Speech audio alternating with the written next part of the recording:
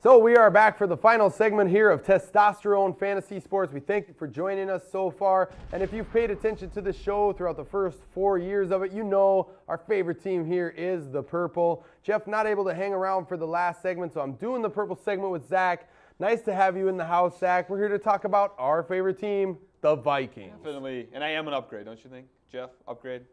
I don't know, man. Jeff's He's not here. You can tell me. Yeah, Jeff's a tough act to top, but we love you, Jeff. Yeah, we love Jeff, and we love the Vikings. We're passionate about the Vikings. You just had a chance right there to see a conversation between me and great NFL mind Mike Mayock that I visited with him for a couple minutes down at training camp. Zach, I talked to him about Tavares Jackson. We've got to talk about Jackson's play in the disappointing Monday night loss to the Packers.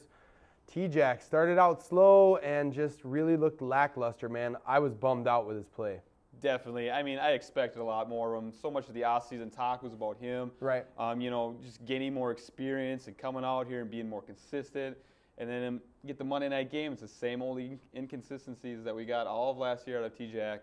And I just expected a lot more, and I was definitely disappointed. Yeah, and I mean, throughout the preseason, he had injury problems. He took that hit from Ray Lewis in the second preseason game. Did not play in the third or the fourth preseason game because he didn't slide. So he gets out into this Monday nighter, and he's out under the lights on a national stage. And I know the juices are flowing and whatnot, but he's subjecting himself to a lot of big hits and just not really playing heady football all the way down to the last play of the game, Zach, where the Vikings were driving with a chance to win it late in the game.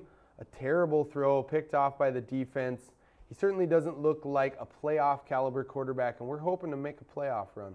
Yes, definitely. You could allude to that last drive. I mean, I was just excited that we had a chance to win this game, and then, in the back of my mind, I'm like, it's Tavares. He's going to mess it up. And sure enough, he did. I mean, he made the overthrow. And it could have been on Shinko, too. He might have ran a shallow route. I don't know why in that situation we'd be running a 5-yard out. Right. But at the same time, he did overthrow him. It was intercepted.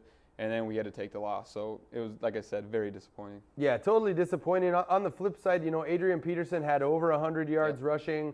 He looked good, got in the end zone. He definitely seems to be in midseason form, but it seems like to me, Zach, that until we're able to establish some sort of a downfield threat, it's going to be hard yardage for Adrian inside. It does make me a little bit worried. He's taken a lot of contact in there.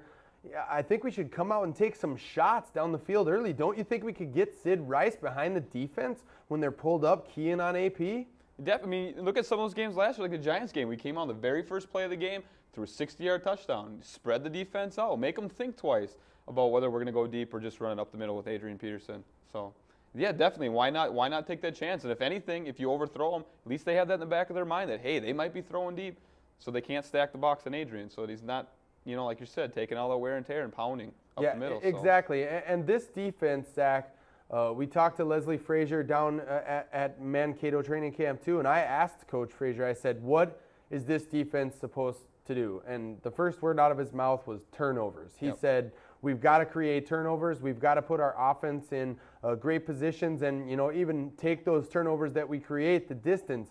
When I sat down to watch this game, I was doing a live blog on the website, testosteronesports.com. I was so amped and so geeked to see the Williams wall getting pressure on the quarterback. I knew Jared Allen was going to make an impact. Dude, Jared Allen was invisible. Nothing. Not even a tackle. At the end of the game, he even admitted it was his worst game as a pro. Is this a trend? Do we have to be worried about this? What the hell was up with Jared Allen?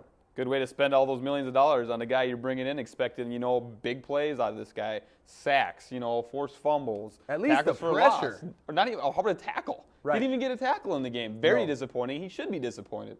And I hope he's thinking, this next game, he's got to come out. Maybe a couple sacks of Peyton Manning will, make up for what he did against Green Bay. Yeah, that's what it's going to take. He's got to do something to show us, hey, we paid you all that money. What do we get in return? Exactly. And the secondary was also exposed in a couple plays. The long bomb that I thought really changed the scope of the game when Aaron Rodgers threw it deep to Greg Jennings, 54, 55 yards, something really good like catch, that. Though. Great catch by Jennings, but still, outside of Antoine Winfield and Darren Sharper, our secondary has some holes. And as you mentioned there, Zach, we welcome Peyton Manning and the Colts to town this week. God, I got to say, I'm really worried that we might be 0-2 after this week. The Colts are due for a bounce back, and it's friggin' Peyton Manning. And the worst thing that could happen was Peyton Manning having a down game in the opener against the Bears. He's not going to have 2 down games in a row. So you certainly wouldn't think so. Exactly. And it's definitely going to be a tough game. We're going to have to get pressure on him. We can't do what we did last week against Green Bay. We're going to have to get pressure from the ends. We might have to blitz linebackers, get EJ off the end maybe. Some sort of pressure to get Manning to think a little bit faster, not give him any time behind there. Because if he gets time, it's over. The one bright spot for our squad has been and will continue to be Adrian Peterson. Last week we saw Matt Forte rush for over 100 yards against a pretty suspect run D in the Colts. My optimism tells me that we're going to be able to get AP going in this game, that he'll be able to hopefully get loose for his first big play of the season. Had one run in the 25, 27-yard range last week, but never popped for that long touchdown. I like him as a fantasy player here, and I love him because he's a member of the Vikings. I think Peterson's going to have a nice game against a pretty suspect Colts run D. I totally agree. And not only that, we're going to need him to have a big game, especially if we can get out early and get the rush game going. And that'll open up the pass game. And I think we'll play a lot better if we have the lead or an early lead or at least keep it close. If we get behind, I don't like our chances, especially with Tavares Jackson. So not only that, I think the rushing game will also help his confidence and make things a little bit easier on him so that he doesn't feel like he has to go out there and score right away at the beginning of the game. So yeah, exactly. Definitely key to get Adrian going. Yeah, key to get Adrian going, and we also really need to focus on shutting down Joseph Adai. Adai did not look good in their opener. Really didn't run effectively. I thought he missed the hole a couple different times. The Bears' run D is good. Our run D is very good too. I think we've got a decent chance to corral Adai and contain Adai.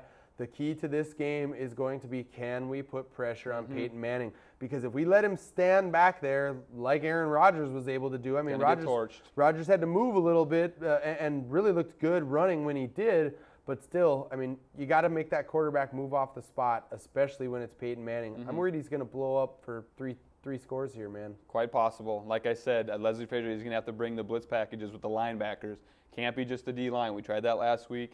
Maybe right away if we get lucky and we start blitzing off the edge, we can get to Manning a couple times, maybe shake him up a little bit. I know it's harder said than done, but I guess that's what we're going to have to do if we want any chance in this game. So the theme of this whole entire show has been don't panic. And if you're a Vikings fan, we're going to tell you the same thing. Don't panic. We lost our opener, but it was on the road. It was in Green Bay. Let's not forget Green Bay hosted the NFC title game last year. So they were one of the best teams in the NFC last year for sure. Outside of the switch at quarterback, they're bringing back all their key pieces. So the fact that we're still in the game late despite not playing very well, T-Jack struggling, it shows me that our team definitely has some moxie and some playmakers. But Zach, looking ahead at the road that we've got over the next month, I mean, next week after we play Indy, we have to host Carolina.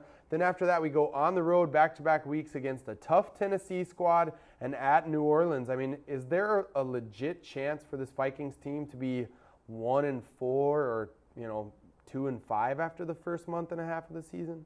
I definitely want to think not. I mean, if we play what we're capable of doing with the defense we have and the rush game we have, we should have no problem. I mean, at least being over 500 after those first 5 games. Yeah, that's what we've got to hope for. But looking at the second half of the schedule, it gets a lot easier. I mean, second half, Houston, Detroit, Arizona, Atlanta, some teams we should be able to handle. So it's a long season, Purple fans. Don't fret, don't freak out, don't panic. But one thing we do want you to do is jump onto the website at testosteronesports.com as soon as the show is over. We're about to wrap up. And look, the website is awesome. If you haven't been there already, testosteronesports.com is the joint you need to help you dominate your fantasy football league. We do the Fat Chat every time after the show is over on Saturday nights.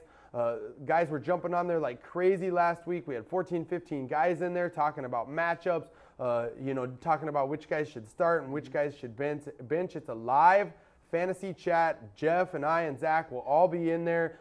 You might even see a good friend of ours like Hollywood Robinson, who posts his bench start on the homepage on a weekly basis. He could be in there. Yeasty, who you've come to know and love, also a presence on our site. He could be in there. So it's a plethora of information. And Zach, the Fat Chat's a hell of a lot of fun, man. Heck yeah, I love getting on there. I like getting on there and talking to the people that watch our show. They all want opinions, and I mean, it's not just me and it's not just you. It's all of us. We'll offer all of our opinions. You get different opinions on what we think, and just try and help out all those junkies out there that have questions about fantasy-related issues. So yeah, and it's great. sometimes we even throw out our own Yeah. questions, just kind of trying to get a feel for it. I mean, ultimately, who you're going to start in your league is your own decision. Yeah. It's just kind of nice to, kind of see what other people are at. Absolutely. Absolutely, kind of gauge yourself and so on. So testosteronesports.com. This is a Check it wrap out. for the end of the week 2 show. Come back next week. We host a show 9:30 every single Saturday night on MCN Channel 6.